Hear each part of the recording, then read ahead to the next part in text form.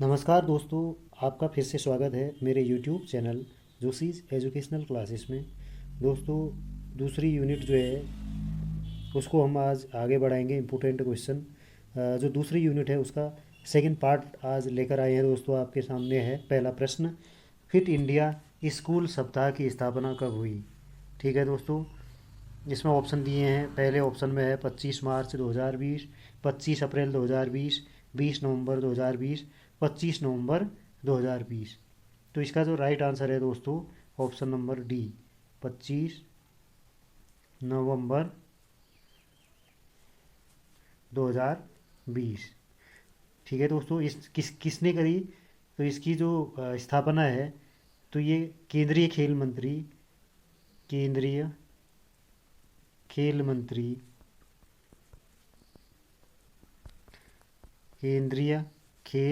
मंत्री किरेन रिजिजू।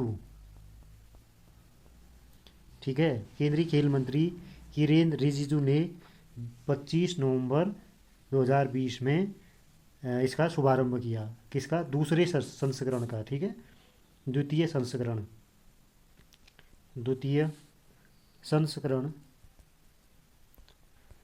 द्वितीय संस्करण का शुभारंभ किया। किसने किया? कि केंद्रीय खेल मंत्री किरण रिजिजू ने कब किया? 25 नवंबर 2020 को। वैसे इसकी संकल्पना की गई थी 2019 में। 2019 में इसकी संकल्पना की गई थी। ठीक है दोस्तों, अब बढ़ते हैं हम अगले प्रश्न की तरफ। क्वेश्चन नंबर दूसरा देखिए, विकलांग व्यक्तियों के लिए राष्ट्रीय नीति को कब पारित किया। ठीक है, 10 दिसंबर 2006, 10 फरवरी 2006, इसके बाद 10 जनवरी 2006, 10 फरवरी 2006, 20 फरवरी 2006। तो इसका राइट आंसर है दोस्तों 10 जनवरी 2006। तो ऑप्शन सी यहाँ पर क्या होगा? करेक्ट होगा। पहले वाले में डी था। ठीक है दोस्तों, दूसरे में सी है। क्या है? 10 जनवरी 2006 क्या हुआ था? विकलांग व्यक्तियों के लिए राष्ट्रीय नीति। ठीक है, विकलांग व्यक्तियों के लिए राष्ट्रीय नीति को कब पारित किया? 10 जनवरी 2006 से। अब बढ़ते हैं अगले प्रश्न की तरफ दोस्तों। राष्ट्रीय न्यास अधिनियम किस वर्ष लागू हुआ? 1998, 1999, 1996 और 1997। तो दोस्तों इसका राइट आंसर है 1999 को। ठीक है, अब अगला प्रश्न है, क्वेश्चन नंबर चौथा क्या लिखा है? पूर्ण या गहन बाधित बालकों के लिए डेसिबल स्तर होता है। वैसे डेसिबल क्या होता है दोस्तों? ध्वनि की तीव्रता मापने की इकाई जो होती है वो डेसिबल होती है। पूर्ण गहन बाधित बालकों के लिए डेसिबल स्तर होता है। पहले ऑप्शन में है 35 से 54 डेसिबल तक, दूसरे में है 90 से 100 डेसिबल तक, थर्ड ऑप्शन में है 55 से 69 डेसिबल तक, और ये है चौथे विकल्प में है दोस्तों 70 से 89। तो इसका जो राइट आंसर है दोस्तों वो कौन सा होगा? पूर्ण गहन यहाँ पर है, तो यहाँ पर होगा ऑप्शन नंबर बी, 90 से 100 डेसिबल। एक चीज़ यहाँ पर, एक टेबल ये हमें याद होनी चाहिए। 35 से 54 तक जो होगा तो कम बाधित बाधित बालक होते हैं ये। ठीक है, अगर इस वाले में क्या होगा? बाधित बालक कम बाधित बालक जिसका डेसिबल स्तर 55 से 69 होता है दोस्तों, यह मंद बाधित बालक होते हैं। क्या होते हैं? मंद बाधित बालक। ठीक है, मंद बाधित बालक। और जो 70 से 89 में गंभीर बाधित बालक, जिन जिन बालकों का बाधित बालकों का डेसिबल स्तर कितना होता है दोस्तों? 70 से 89। तो वो क्या होते हैं? गंभीर बाधित बालक होते हैं। ठीक है, जो हमारा क्वेश्चन क्या था? पूर्ण गहन, वो 90 से 100 डेसिबल स्तर तक जो है ध्वनि का लेवल होता है। तो अब बढ़ते हैं दोस्तों अगले प्रश्न में। ठीक है, इम्पोर्टेंट क्वेश्चन है ये। अब बढ़ते हैं अगले प्रश्न में। देखिए दोस्तों क्या लिखा है, निम्नलिखित में से कौन सा निर्देशन का प्रकार नहीं है। हमें छांटना है जो निर्देशन का प्रकार नहीं है। पहला है सामाजिक निर्देशन, दूसरा है शैक्षिक निर्देशन, तीसरा स्वाभाविक निर्देशन, चौथा व्यक्तिगत निर्देशन। तो दोस्तों हमें इसमें छांटना है। ये सारे निर्देशन के प्रकार हैं, लेकिन जो नेचुरल गाइडेंस नहीं होता है, ठीक है, स्वाभाविक निर्देशन नहीं होता है। बाकी ये तीनों निर्देशन के प्रकार हैं, तो ऑप्शन सी यहाँ पर क्या होगा, करेक्ट होगा। इसमें बी था ऑप्शन, लिखना भूल गए थे। अब यहाँ पर ये तीनों क्या है, निर्देशन के प्रकार हैं, लेकिन ये सी वाला नहीं है। तो बढ़ते हैं अगले प्रश्न की तरफ, क्वेश्चन नंबर 6। देखिए दोस्तों, निम्नलिखित में से ब्लूम के ज्ञानात्मक क्षेत्र का स्तर नहीं है। पहला लिखा है ज्ञान, दूसरा विश्लेषण, तीसरा मूल्यांकन, चौथा संगठन। ये संगठन नहीं है दोस्तों, क्योंकि इनका स्तर क्या होता है, ब्लूम ने टैक्सोनॉमी जो दी थी उसमें पहला ज्ञान होता है, दूसरा बोध, ठीक है दोस्तों, तीसरा अनुप्रयोग, ठीक है, फिर होता है संश्लेषण, संश्लेषण, ठीक है, विश्लेषण। तो यहाँ पर संगठन जो है ये ज्ञानात्मक क्षेत्र के अंतर्गत नहीं आता है। ज्ञान कितने हो गए, 1 2 3 4 5, तो 5 पक्ष यहाँ पर दिए थे ब्लूम की टैक्सोनॉमी में। पहला है क्या है दोस्तों, पहला पक्ष ज्ञान, दूसरा बोध, तीसरा अनुप्रयोग, फिर है संश्लेषण, विश्लेषण। तो ये 5 स्तर बता रखे हैं, लेकिन संगठन ब्लूम की टैक्सोनॉमी का कॉग्निटिव लेवल नहीं है, ज्ञानात्मक या संज्ञानात्मक क्षेत्र नहीं है। अब बढ़ते हैं दोस्तों हम अगले प्रश्न में, ठीक है। ये सारे क्वेश्चन इंपॉर्टेंट हैं, तो इसका जो आंसर है वो क्वेश्चन नंबर 6 का डी वाला सही था दोस्तों। अब बढ़ते हैं, चिंतन स्तर के शिक्षण प्रतिमान का जन्मदाता माना जाता है। पहले ऑप्शन में है मैरिस पी हंट, दूसरे में हर्बर्ट, तीसरे में नॉर्मन ए क्राउडर, चौथे में है इनमें से कोई नहीं। तो इस क्वेश्चन नंबर 7 में जो राइट आंसर है दोस्तों, ये सही है, ऑप्शन नंबर ए, मैरिस पी हंट। क्या लिखेंगे यहाँ, मैरिस पी हंट, ठीक है, मैरिस पी हंट। ये क्या थे, चिंतन स्तर के शिक्षण प्रतिमान के जन्मदाता थे, पहले मैरिस पी हंट। तो ऑप्शन नंबर ए यहाँ पर क्या होगा, करेक्ट होगा।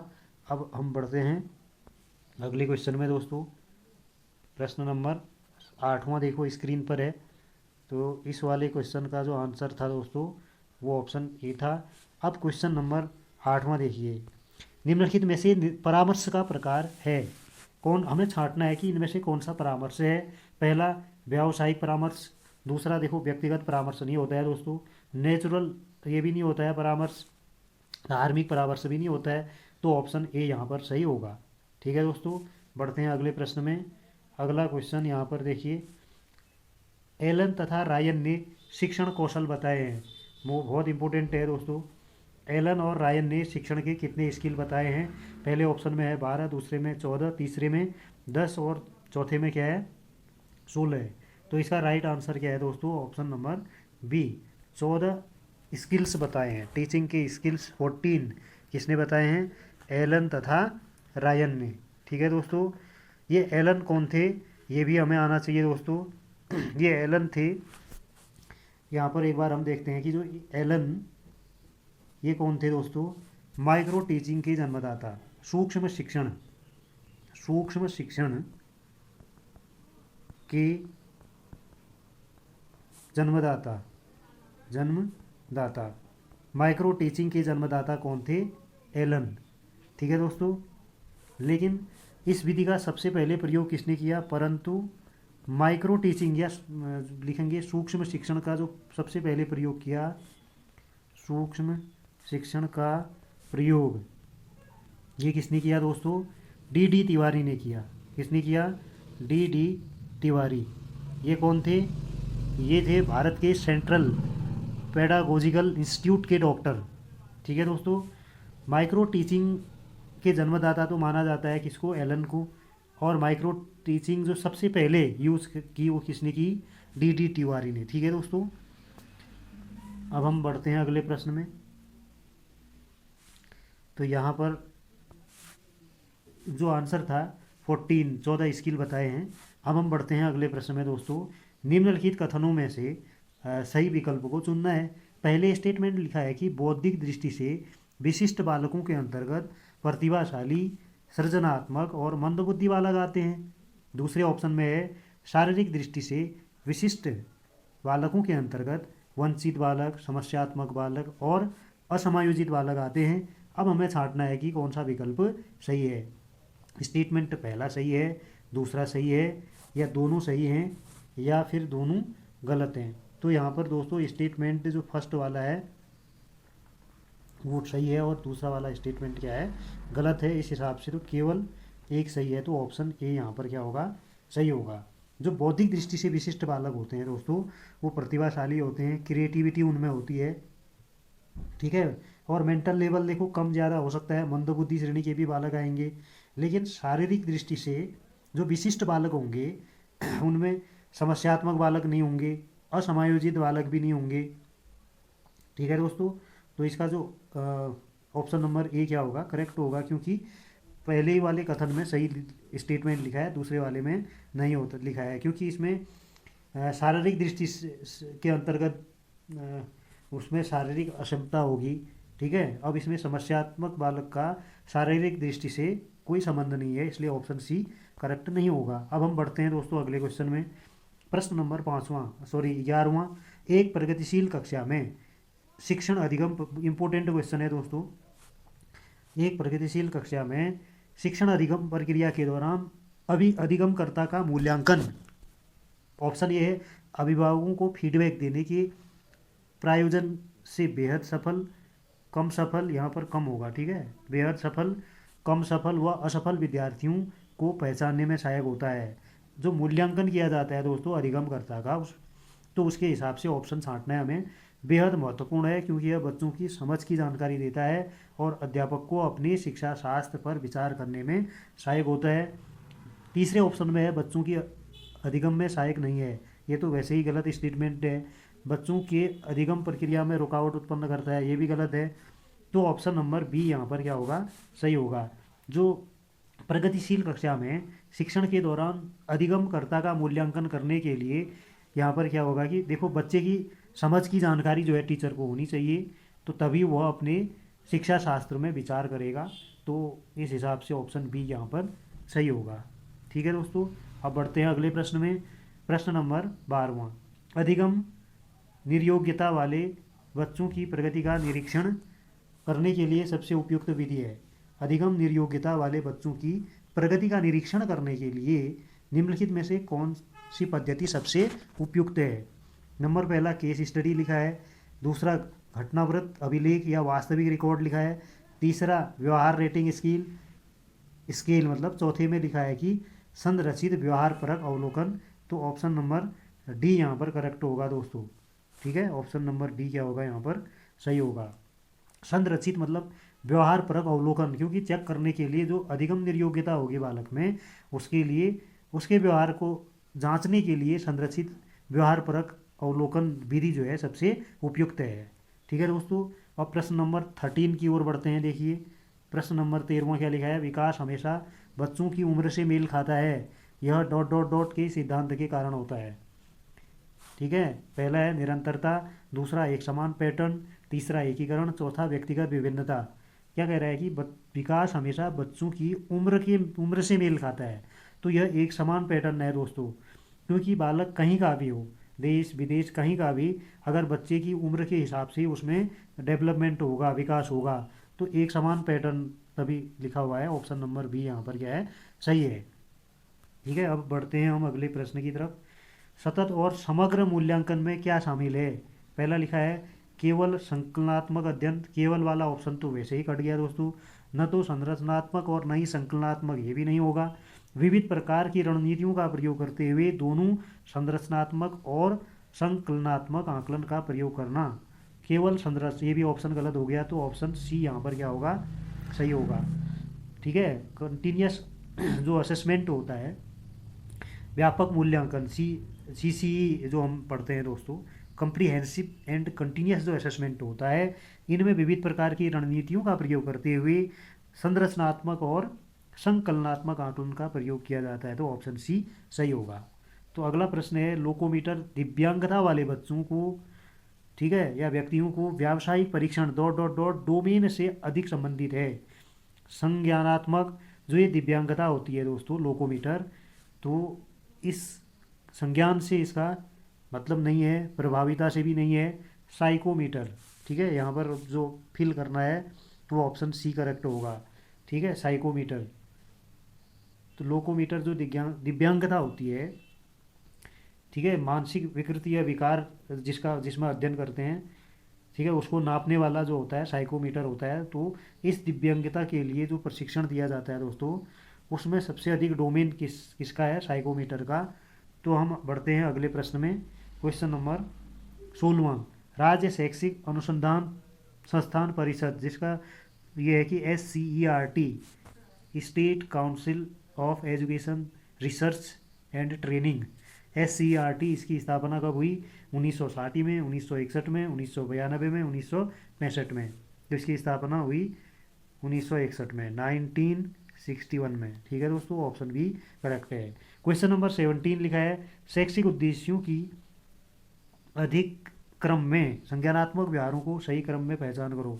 तो जो इससे पहले अभी थोड़ी देर पहले हमने डिस्कस किया था, जो ब्लूम की टैक्सोनॉमी है, तो उसने किस ऑर्डर से जो है ये अपने संज्ञानात्मक व्यवहारों को दिया, ज्ञान, अनुप्रयोग, अवबोध, विश्लेषण, संश्लेषण। नीचे दिए गए विकल्पों में हमें छांटना है दोस्तों, कौन सा सही होगा। यहाँ पर देखिए, सबसे पहले क्या होगा, ज्ञान। ठीक है, फिर क्या होता है, अवबोध या बोध एक ही होता है, तीसरा अनुप्रयोग, फिर चौथे में क्या होता है, विश्लेषण, लास्ट में संश्लेषण। तो इस हिसाब से ऑप्शन सी यहाँ पर क्या होगा, करेक्ट होगा। ब्लूम टैक्सोनॉमी का ऑर्डर, ठीक है, हमें पता होना चाहिए। सबसे पहले क्या होता है, ज्ञान, ठीक है, फिर बोध, ठीक, इसके बाद फिर क्या होता है, बोध के बाद अनुप्रयोग, ठीक है, फिर विश्लेषण, लास्ट में क्या होता है, संश्लेषण। तो इस हिसाब से ऑप्शन सी करेक्ट होगा दोस्तों। अब बढ़ते हैं अगले प्रश्न में।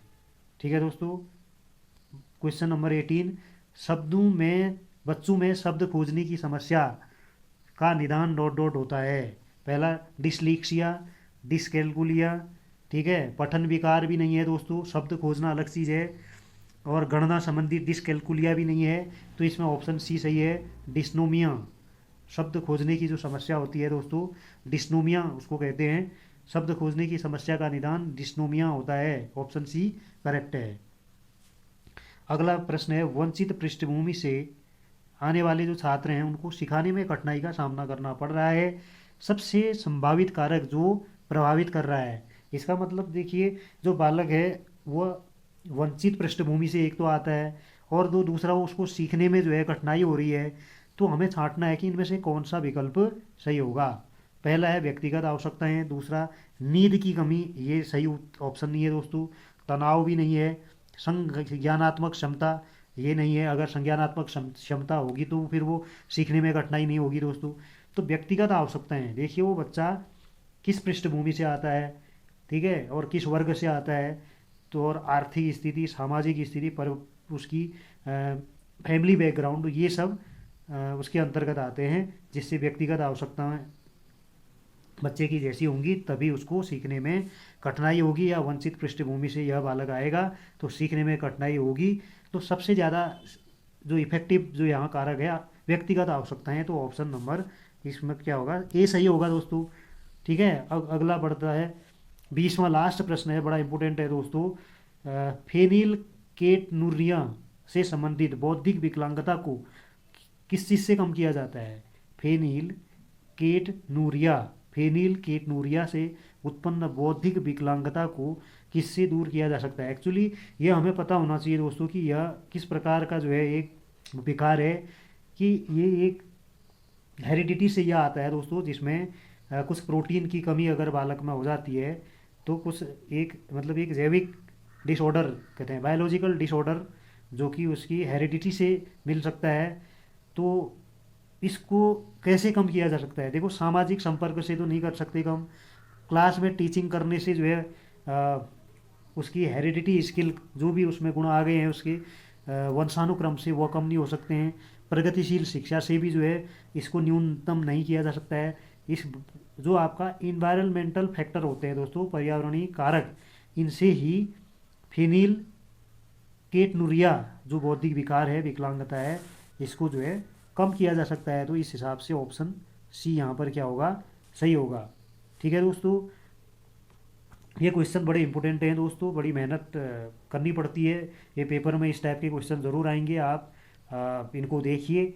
और डिस्क्रिप्शन में हमने लिंक दिया है, तो इससे पहले जितने भी वीडियोस हमने अपलोड किए हैं दोस्तों, डिस्क्रिप्शन में आप जाके उसको देख सकते हैं।